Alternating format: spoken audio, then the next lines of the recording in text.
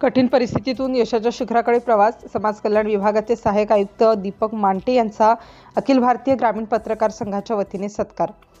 सिंदखेड राजा तालुक्यातील दरेगाव येथील सुपुत्र तथा सध्या नागपूर येथे समाज कल्याण विभागात सहाय्यक आयुक्त म्हणून कार्यरत असलेले दीपक मांटे यांचा दिनांक 23 फेब्रुवारी रोजी लोकसेवा नशामुक्ती व्यसनमुक्ती केंद्र येथे अखिल भारतीय ग्रामीण पत्रकार संघ यांच्या वतीने सत्कार करण्यात आला.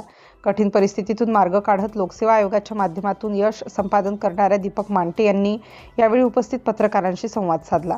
गावाच्या सर्वांगीण विकासासाठी समाज कल्याण विभागामार्फत विविध प्रकारचा निधी उपलब्ध असतो, मात्र आदर्श गाव निर्मितीसाठी नागरिकांचे सहकार्य आवश्यक असून त्यासोबतच नव्या आणि उपयुक्त संकल्पनाही पुढे आल्या पाहिजेत असे मत त्यांनी व्यक्त केले.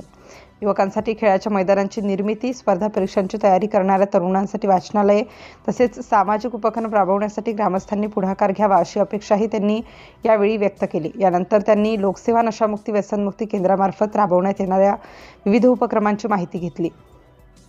आतापर्यंत या केंद्रामधून 1000 पेक्षा अधिक तरुणांनी दारूच्या व्यसनातून मुक्ती मिळवली असल्याची माहिती देण्यात आली. याबद्दल त्यांनी केंद्राचे संचालक राधेश्याम बंगाळे यांचे विशेष कौतुक केले.